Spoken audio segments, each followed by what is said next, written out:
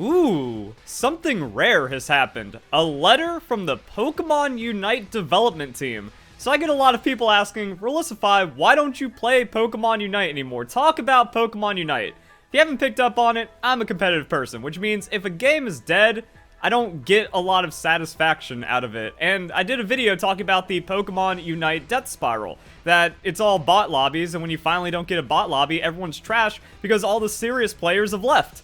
So there's kinda no point to playing the dead game. However, let's see if these updates move anything forward. There's been a lot of changes. Comment how your experience with Pokemon Unite has been if you are still somehow playing the game. I heard they split the queues, but they didn't split the ladder, like the ranking. That's what splitting the queues means. I need to know how I'm holding up in the solo ladder and not the flex ladder. As a player, it doesn't feel good that the 5 stacks get free wins, and that counts against me. Either way, let's see what's going on. So, 2022 proved to be an incredible, fast-paced, exciting first year of Pokemon Unite. No? I think all that happened was the game just progressively died more and more. These past few months, we've celebrated our first anniversary, turned Pokemon into snowmen, and welcomed our first legendary Pokemon, Urshifu, to Eos Island. Although the celebrations are over, plenty more to be excited about. And then we have some updates with the Zoroark release retrospective. In October, we released the Melee Speedster Zoroark and made it obtainable only with Eos Gems as a part of a bundle with the costume party style. During its first week of release, we heard the community's feedback. Yeah, which informed us that these restrictions were not a good experience. Yeah, we appreciate that feedback, and after consideration, we will not be following this release practice in the future. So I saw a lot of misinformation about this announcement, that it's pretty clear they're talking about the release with a mandatory hollowware to jack up the price of the new Pokemon. But people were saying, oh, this means no more gems for new Pokemon. That's wrong. New Pokemon will still only be purchasable with gems for the first week. I've never been against that. The game's gotta get funded somehow. And people that only play the game 4 days a month complain that they can't afford every new Pokemon with coins anyways, so it's just, yeah, not only is the game dead, but the community is just bafflingly stupid and entitled. We intend to create a better paid experience for Pokemon Unite players in the coming months. And once again, this isn't inherently a bad thing. I don't know where like this microtransaction always evil trend, again, toxic and entitled, keeps popping up. But yeah, like again, the game's gotta be funded somehow, and if you can get a great experience for less than $60, or if you've played the game for hundreds or over 1,000 hours, you're getting your value out of it. So making it a better paid experience is just good for all players. We welcome your feedback across our social channels. We look forward to collaborating with the community in the future. That's a lie, because the devs haven't reached out to me about anything. I've actually like emailed them and messaged them for all those opportunities. Never even like got a denial, just completely ghosted. So that's really cool. And then it's one of those things where I've been really critical, but also one of the most supportive people about the game, wanting the best for the game, and trying to keep my community as engaged with the game as possible. Teeds and Spraggles aren't going to convert with how casual and their content is. And it's like, but those are the kind of comments that get you disqualified. But yeah, in any other game, you're allowed to trash talk a bit. I Will Dominate got banned for being so toxic. Did have some reform. Still has some of that in him. He'll flame when it's appropriate. He'll even, like, talk bad about the developers and casters and stuff from time to time. But he's one of the only co-streamers for Riot Games and League of Legends. So, I mean, it's one of those things where, like, yeah, it's all about being critical and providing a real take. If everything's fake and everyone's fake, you're not going to get those conversions, and then your game dies. And then it's the death spiral. You have less money, the servers feel worse every time you play on, and then it's all bot games anyways. So please continue sharing your valuable feedback with us and one another. I wonder if the Pokemon Unite team watches my videos. Like, it feels like a yes, because a lot of people were just wanting the split queues, and then they were all ignored for so long. But then a little bit of things just kind of miss here or there, and I do provide really good feedback about the game. It's just that, alright, Verlisify said this, can't acknowledge that, but he makes a good point, doesn't he? Matchmaking explained. Oh my god, are bad players still complaining about the matchmaking of Pokemon Unite? Like, that was never the problem! But alright.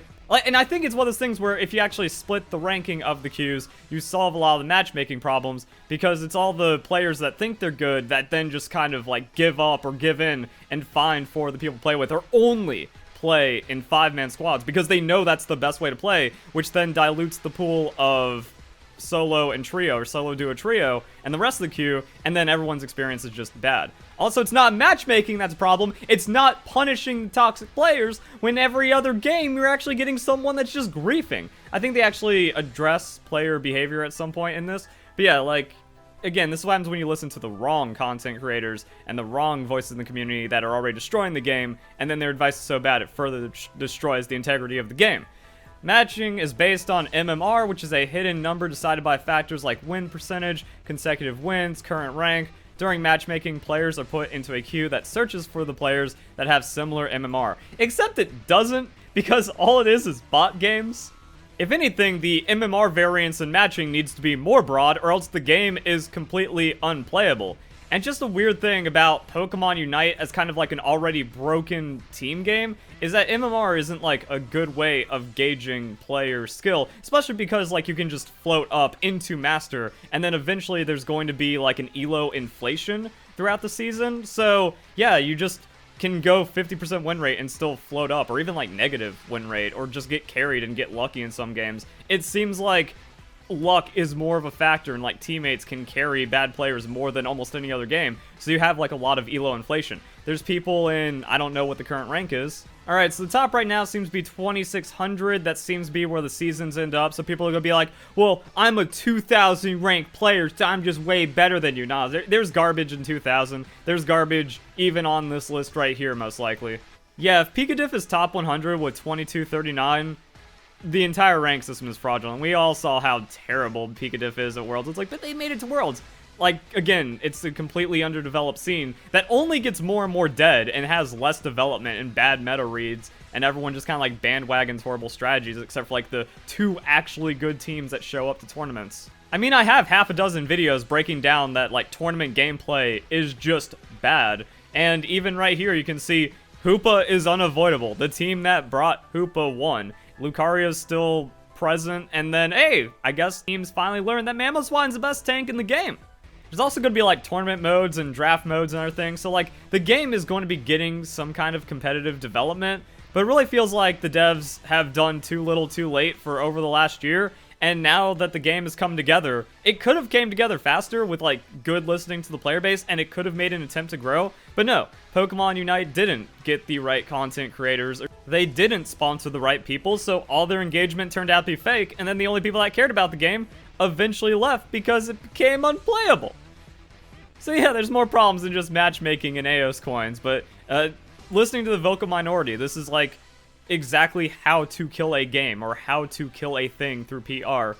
And I also have been saying this for over a year, where we have like over a decade with League of Legends to not make the same mistakes, and even though it's all from Tencent, the Pokemon Unite devs have only made the same mistakes as League of Legends.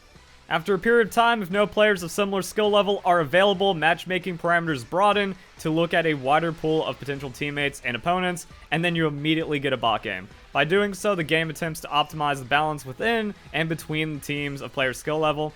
Again, just kind of like going back to how broken the actual MMR is and how bad the players are. It's one of those things where, like, you just get the hard stucks that just have more games that never learned anything from any of those games that just kind of floated on ELO. So I'd just consider them worse than, like, veteran players.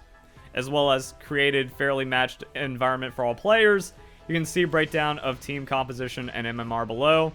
We have stuff. Actually, this really just kind of exposes loser queue, where 9% of games have a 61% win rate differential from 400 to 1,000 plus team MMR difference? How does that even happen?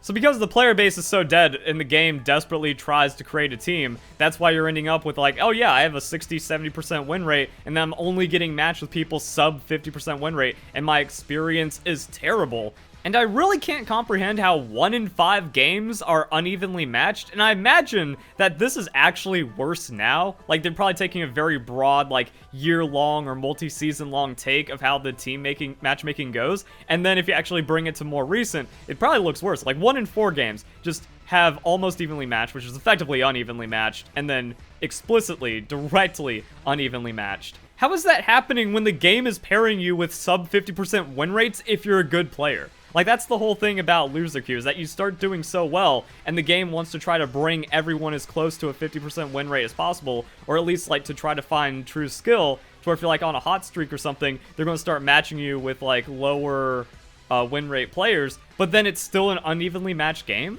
It also shows that the MMR gravity is really bad, and once again, just kind of making the same mistakes as League of Legends. Instead of trying like some kind of new matchmaking system or something experimental where, yeah, if you're under 50% win rate, you just get paired, like both sides of the match are just going to be like under 50% win rate or under like 52% win rate until everyone just kind of floats up and earns their true elo.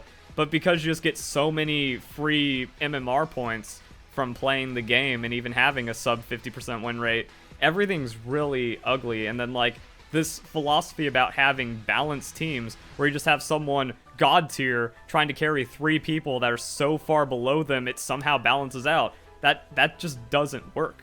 That's not how team games function. There's also just like when you have a dying game or a low population game, when it's like, oh, this guy just like lost me the game last time and he's back on my team. And he's back on my team, and he's back on my team. Oh, now he's on the enemy team, so I get one of those losses back as a win. Still behind, and then, like, yeah, this person, even though he has been a part of 4 losses, is still in your MMR zone of influence because he's the only other person online? That's the problem. If on day 1, they made it to where if you block someone, they are not going to be on your team again, the game would have double the players right now. Now, I know people are going to hear that and they're going to say, but you're saying the same things as the people you're against for complaining about matchmaking. Except my whole thing about this goes into the broken system. That it's one of those things where someone's like, well, I'm 1800, so why am I getting this 1400 player in my games? Do something. Like, yeah, having a win rate difference is always an issue, but even then, like, I don't care if you have a 60% win rate if you're going to be running Goal Getter Talonflame. You're playing a 40% win rate strat. And like, that's the thing, because of trio queue even, having trios is going to inflate win rates over having just solo duo. People that then go play 5 stacks for a while with much better players that carry them, and then go into the pool of solo through trio whenever the rest of their 4 friends aren't online, there's still bad players with inflated stats. So yeah, there's still like core matchmaking things that like come over from other games like League of Legends that do feel really bad and bring the game down. But I feel that a lot of this is remedied by just having a healthier game. That what you do is you split the ranking system, because I guess splitting the queues didn't explain enough. Even though if you split the queues, you should have different ladders. So you split everything, and then that's going to kind of homogenize the player base, which makes the games feel better, which means less players quit, and then you have to worry about getting more players back into the game. And when you do that, a lot of this irons out, especially if Pokemon Unite somehow gets like some kind of Among Us blow up where like years after it comes out, just becomes like the most popular thing for a couple of months, and then you actually get like League of Legends players and serious mobile players and just hardcore gamers, even from like FPS and stuff, people that take games seriously. That's all you need to really create a healthier kind of game.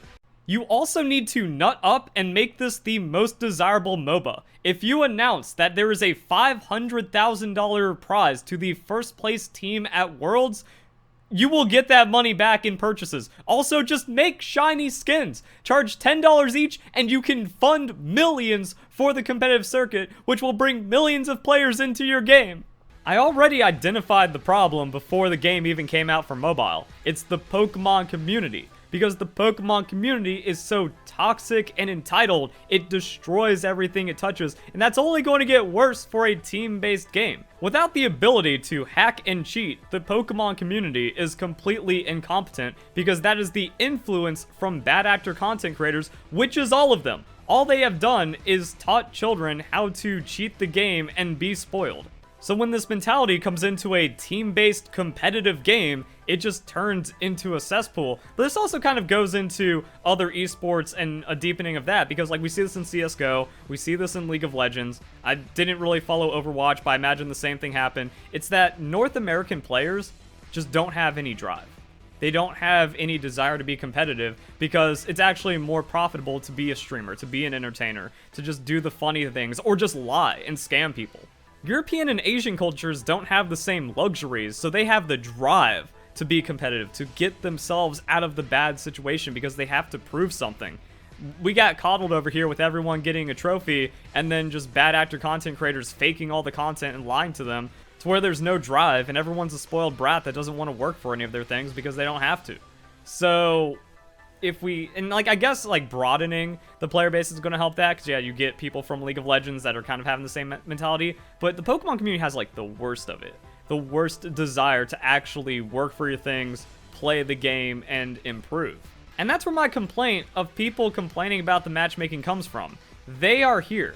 They have no value in this conversation because they don't have any knowledge or skill to actually have valuable input. They think that because someone got more views through a broken YouTube algorithm, that makes their strategy good. Or instead of actually trying to develop anything competitive, they're just leeching off of bad advice and then thinking that that puts them, oh, like now I'm actually learning, I'm actually getting better, when they still don't have anything.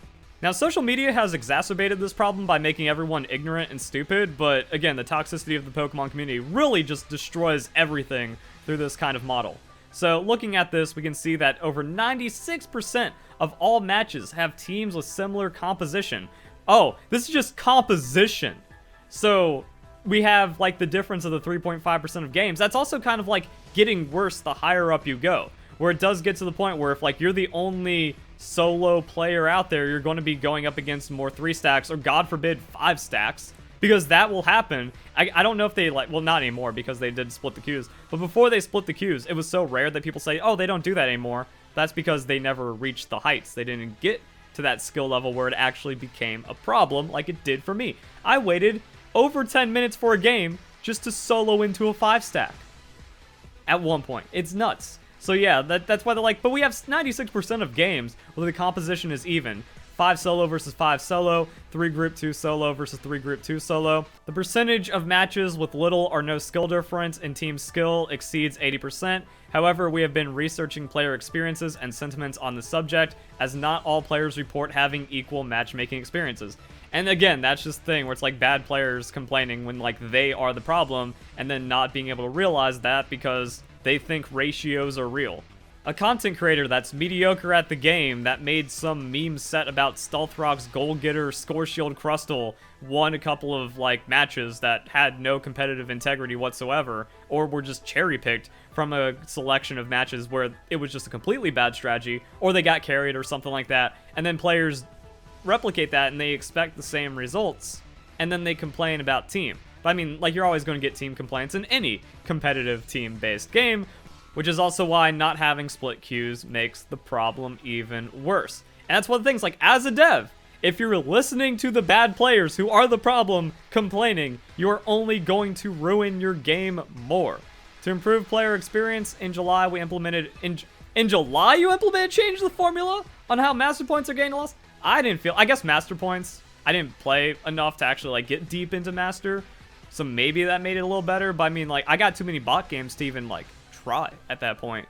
Formula now applies or removes fewer points as a player's rank increases. But it was already kind of doing that, and people are still getting the same points as like pre-July. Sure. This change not only helps master points, but accurately reflects player skill, improves matchmaking. It improves, it quote-unquote improves matchmaking, but if I get Pika Diff on my team, I don't care how high he's ranked, he's just going to throw the game. And there's still a lot of uneven matches out there. On December 1st, we also implemented a change to ranked matchmaking logic that will keep the ranked variation within 2 ranks. Again, I don't think that's the problem. I've like been climbing through veteran and had trash master players. I've had decent ultra ball players or whatever. It's just one of those things where like the player base and competitive integrity and development of the scene just isn't there enough to where like you can actually use these numbers to get anything of value out of it. You just have to go by the actual gameplay and strategy involved. Yeah, like, it's also one of those things, like, yeah, you're still going to get players that are, like, 1800 Master, 2000 Master, that just don't show up for Zapdos or Rayquaza. They're just going to paint by numbers every single game with a bad strategy they got from another mediocre player, and then eventually just float because the variance in the game. In addition, in ranked matches, players in duos and trios will need to be within 2 ranks of each other, ensuring an even playing field as possible. Next, we'll be making some changes to fair play points. Here we go. Change has already been implemented to deduct fair play points if a player stops playing during a match, and a player's matching priority will be reduced the fewer total fair play points they have. Will also improve the accuracy of detecting passive play, such as using moves to avoid appearing inactive but not engaging in battle. It only took a year and a half? Oh, this needed to happen like so much sooner. And it's one of those things like the kid gloves that happen for free games when it comes to punishment is absurd. Like, League of Legends is at its best when the punishment system is way overtuned, way cranked up to the match to where, like, it's extremely sensitive. I've seen that before. I think it was, like, Season 10 summer when they were, like, trying out a new thing, and, like, every single game, or, like, every other game, I was getting an instant feedback report, and the quality of my games was just so much higher. And then there was like a Riot dev post where like, oh, it seems we're issuing too many punishments. If you ever get a report that says you're issuing too many punishments, that means you're issuing the correct amount of punishments. Same with Pokemon Unite. You have someone in base for 3 minutes doing circles, casting attacks. You report them, and then it says no fair play points deducted for them. That's unacceptable. Like, that should never have even made it into the final version of the game. And even then, the fair play point system is unbelievably forgiving, even for deliberately malicious players, that if you accidentally get reported or punished from time to time, it's not going to significantly impact the quality of your gameplay experience. If anything, that should be it. Like, the report system is way dialed up to actually like issue punishments more frequently, but then if you are like an honest player and you accidentally get tagged now and then, there's not going to be a drawback because of how broad and forgiving the fair play point system is. It should be designed like that. But instead, it's just forgiving for malicious players and has extremely poor detection that I guess is improving but will probably still be bad. That should have never been this forgiving to begin with. Lastly, we'll be making some changes to the rank range across which solos, duos, and trios can match. We'll also be adjusting the range of rank resets at the end of the season in hopes of mitigating the differences in skill at the start of a new season. It's not the skill difference that's the issue, it's the dead game that's the issue, and also, yeah, the AFK players and the people that intentionally, deliberately ruin the game experience. Malicious players also expose an issue when using win rate and MMR arguments for matchmaking, because higher win rate MMR players in Mastered Ball tier are more likely to grief if they don't like what's happening in the game state. They just go, oh, I got a low win rate player, oh, I got a veteran player, I'm just not going to try as much this game. Or, oh, this player obviously doesn't watch the content creator who made his guide that says you must only do this and you must focus on this every game, so that means we're just losing anyways because he doesn't know what he's doing. So it's also the griefing players that are complaining while being a part of the problem in a lot of cases. It's the death spiral I talked about months ago.